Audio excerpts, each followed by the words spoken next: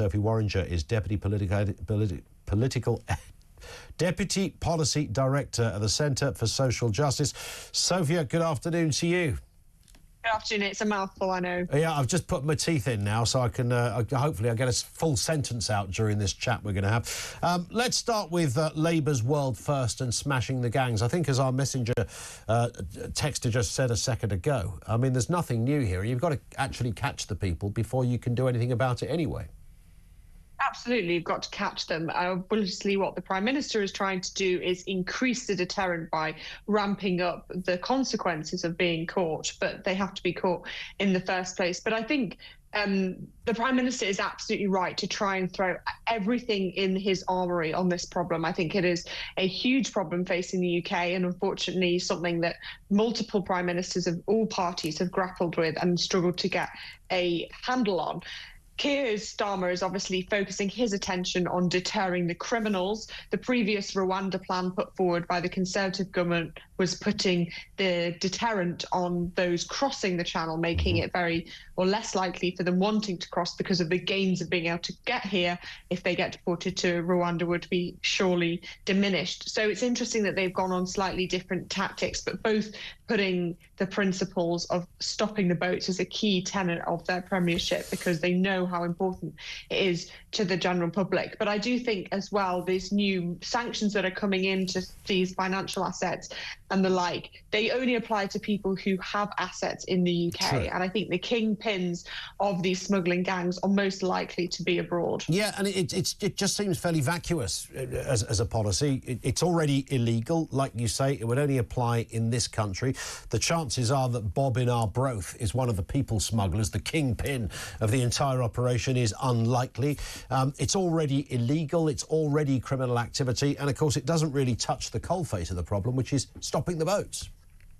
Yeah, although there will be those, of course, who are in the UK who are part of these smuggling networks who then kind of bring people through from when landing, and obviously they need to be targeted through that. Whether they have significant assets to be targeted is a different question, whether this will be a deterrent enough. But as I said, I do think the Prime Minister needs to throw absolutely everything at this problem. He's obviously put international cooperation with French authorities and others at the heart of this plan as well.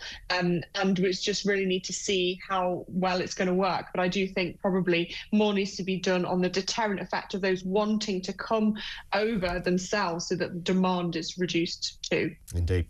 Let's talk about Elon Musk. It's been a few hours since we mentioned Elon Musk, but a report in the Financial Times today, and I thought this was rather interesting, suggests that Elon Musk had discussed removing Keir Starmer from Downing Street before the next election. He apparently believes Western civilization itself is threatened, according to an anonymous source. And I know journalistically we have to be a little bit cautious about anonymous sources, but we know that Musk did put a poll on his Twitter page asking whether America should step in and help the United Kingdom by essentially removing Keir Starmer. We can laugh about this and say, that's quite funny, isn't it, all of this? But, this is the next president's right-hand man trying to unseat a prime minister. There's something a little bit iffy about that, right? Absolutely. I don't think it's a laughing matter at all. I mean, I don't think anyone will say that Keir Starmer is doing an amazing job and there's nothing that he could improve on. But there was a very clear election result and that has been implemented, and they are the government that should be in place. Whether they do a good job or not is another question. Obviously, there's local elections and other ways that people can make their feelings on the efficiency of the government known. What is not the mechanism is someone who is not elected in another country trying to plot and try and make moves to manoeuvre someone out of power. I mean, I don't think he can. I don't think he will. It's not something that Elon Musk has in his power. And hopefully on the 20th of January, when Trump is inaugurated and Elon gets his nice job improving government efficiency in America, he will be too busy to try and plot to remove Keir Starmer. But I do think, obviously, the Labour Party have tried to make positive inroads with the new Trump administration. Even today, David Lammy's speech praising Trump and JD Vance, in fact, saying that they were right on Europe's need to be able to fund its own defence. And so there are all these kind of noises cozying up, not in a negative way, that's a very important relationship to maintain, but all these noises coming from the Labour government where they are making those kind of official and unofficial relationships stronger with the Trump administration will be really important. So I think Elon's going to be difficult for them. Yeah, I can only imagine how much David Lammy had to grit his teeth during some of these things that he's clearly told, sorry, Dave, you've got to say it. If you don't, we're toast.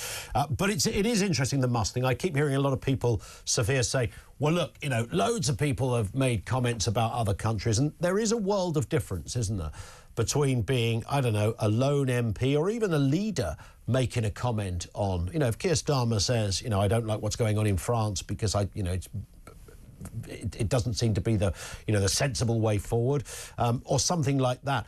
It's not about having an opinion on another country, but when you appear to be on a crusade almost, and you are the world's richest man, and you are about to be a very senior person in the next American administration, that is a very different position, right? That's a very different discussion from some lone backbencher saying he doesn't very much like Justin Trudeau.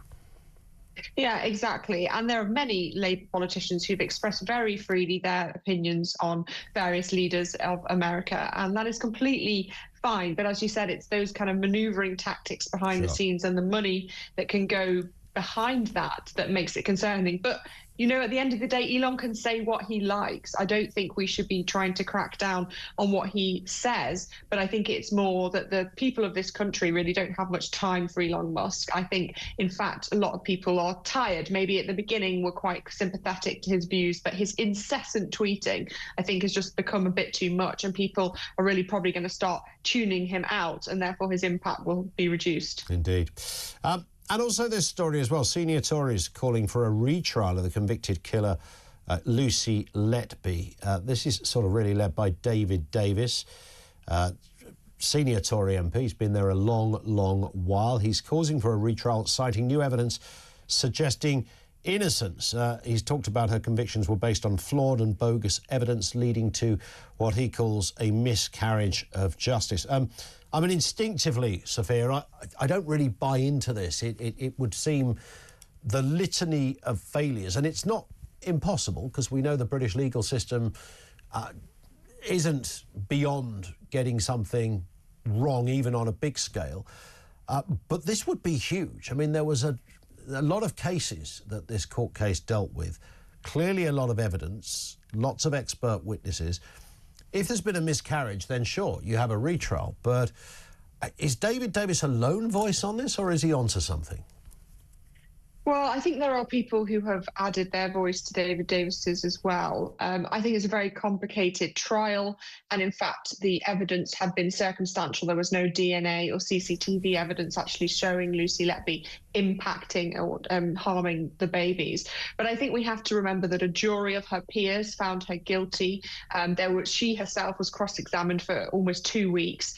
And therefore, we just have to trust the British justice system. And again, I think an MP kind of wading into a case where it has been made a decision through the kind of independent courts process doesn't set a good precedent. Her appeal process has been twice denied, and obviously that is again an independent decision based on someone assessing whether her case has had things that have been missed out, and therefore she should have a retrial. So I do think it is very, very unlikely that the consequences of the conclusion of the very intensive trial that has gone through is incorrect.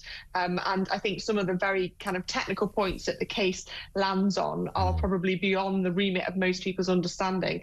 So people jump on the bandwagon of what they think they have. And I think a lot of it is stemming from the fact that she does not look like a typical criminal. People do not expect a white, female, fairly, normal, in quotes, looking woman of a young age to be a criminal on this scale. And I think that is completely the wrong apprehension, because criminals can look like anybody and they can be anybody. And so therefore it's important that people's prejudice doesn't cloud their judgment on what someone like her is capable of doing. Indeed. Sophia, thank you for your time. As ever, Sophia Worringer, Deputy Policy Director at the CSJ.